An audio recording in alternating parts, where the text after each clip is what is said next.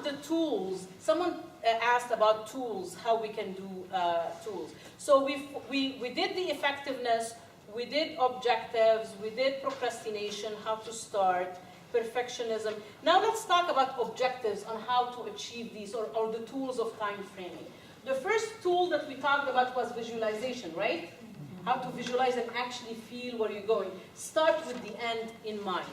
One of the tools, the icing of the cake of visualization, is what we call treasure mapping. Do we remember the treasure hunt that we used to do, running about things because we want to have a reward at the end, especially in Easter? Do the same thing. You didn't? I don't remember do. I don't Japanese do that. Okay. Yeah, it's true, depending on the cultures. Is it from Egypt or from America? No, Easter is for everybody, you know, where they go egg hunting and, no? Okay. No problem. We'll share treasure mapping though. This is how a treasure map board looks. You know what are vision boards? Yes. Yeah. This is it. This is treasure mapping. And what you do is basically, you go through magazines or pictures on the internet or whatever, and you print them, and you make your own book. Who uses Pinterest? Exactly. You know how you use pictures and everything? That's how you do your board. You have like a little board that you actually put and paste different pictures. Where you want to be, how you're going to feel, who's your idol, who's your goal, and put all that in front of you. Your main goal should be like right in the center, where your eye falls on that board. And then around it, the steps, how to do it, how to achieve there, how you're going to feel there, what's the end result of it. Like a vision board. And you can do it for personal goals, or you can do it for professional goals, either or. So this is what, it's the icing of the cake, and it actually, it will take you thinking really about it, about every step, and finding whatever will help you achieve that. So you are looking for articles, you're looking for pictures, and that's like mapping where you want to go. And whatever you feel that appeals to you, because whatever that might appeal to me might not appeal to you. Whatever makes sense to you might not make sense to me. So it's again about your personal passion, about your personal goal. And you get these pictures and these articles and you put them in the creative way that you want on that board. And what you want to achieve.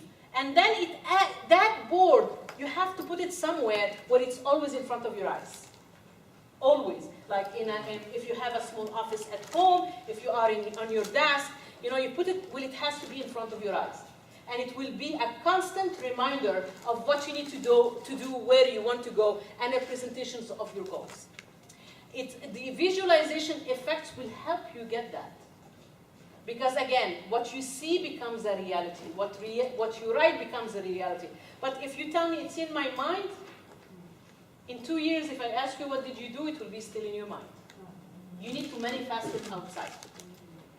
Because when you see it, when we visualize it, actually it acts as a subconscious reminder. The power of our brains is unbelievable. And we will never even achieve the full power of our brains as long as we live. So try to unleash that. Train your brain. Have rituals in life that you do day in and day out. And these rituals are what will help you achieve your goals. Treasure mapping, you were going to clarify your goals and put them down in pictures. So you ask yourself questions as, what will I see at the end of the road? How am I going to feel? What people are going to say about me? How people are going to feel about me? How will other people see me or what I have achieved? So collect images and put them in a collage with the ultimate goal right in front of your eyes. And once you visualize it, hang it in a place that you can see, that will always be a reminder, that will always inspire you, and that will always motivate you. And the treasure mapping is very, very personal. Again, because whatever will make sense to you as a person might not make sense to the next person. So you have to make it very personal. Because the goals at the end are personal. Yes? You said earlier that the treasure map or the vision board can be either personal or a professional goal. What if you want to put it all together? Is that kind of too much? Give me an example. Well, I guess like we have to be specific, remember. So give me an example. Okay. So one of my goals is to build my voiceover career as a narrator and audiobook reader. But at the same time, I have a young baby and I want to have a certain kind of family life and I want that to be on the vision board because it's very easy for me to neglect that. So I guess I'm wondering if the vision board is, this is what I want and therefore these are the things that are going to support, or I'll tell you an idea out from the top of my mind. You know, first of all, you need to do the wheel of life to know where you are. The visual board will be to achieve your career, to achieve enough money. Have a picture of your son graduating from college.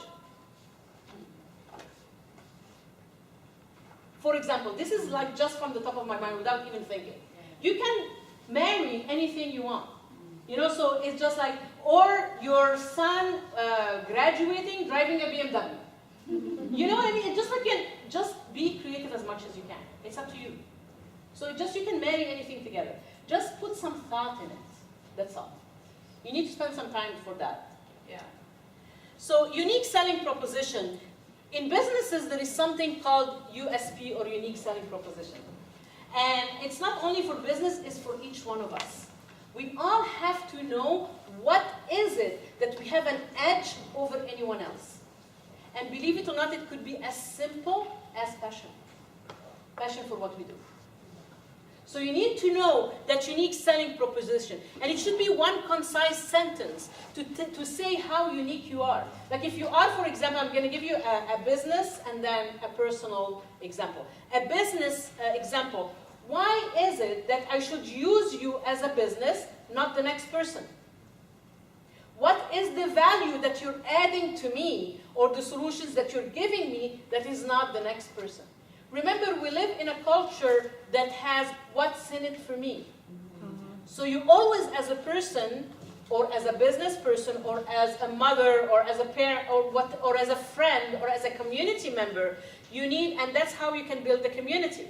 You need to know the value that you're offering that community. Why they would rally around you. What's in it for them? What is the value that you're adding to their lives? So we need to know about that. And we need to have a mission and a vision. A vision should answer the question, why? And it should be inspiring. Why are we doing this? Why do I want to have a community? What is inspiring me to have a community? This should be my vision. And then the mission is what I'm going to do to achieve that vision. What I'm going to do to achieve that vision. And why I say that each one of us has to have a vision and a mission, because success definition is different for each one of us. So we need to define what success is for me.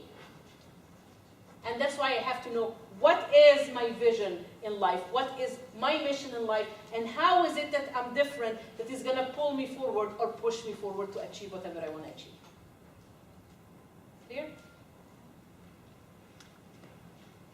Okay, this is, I want you to do that. This is on your paper, the workbook that you just got.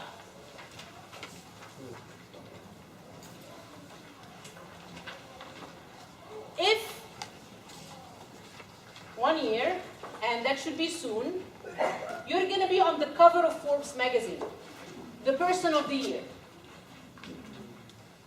What would it read? So this is the vision, the mission, and what is one thing that you can do more to have this statement? So I want you to put on inside that box, I want you to write, what will the front page of Forbes say about you, the person of the year? Remember, visualization, mind mapping. Is it clear? I want you to write what you want to be seen on the front page of Forbes magazine. And I'm going to ask you when we finish.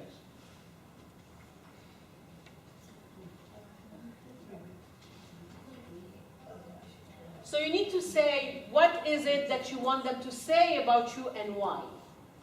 What are the great achievements that you did, so Forbes choose to feature you as a front page?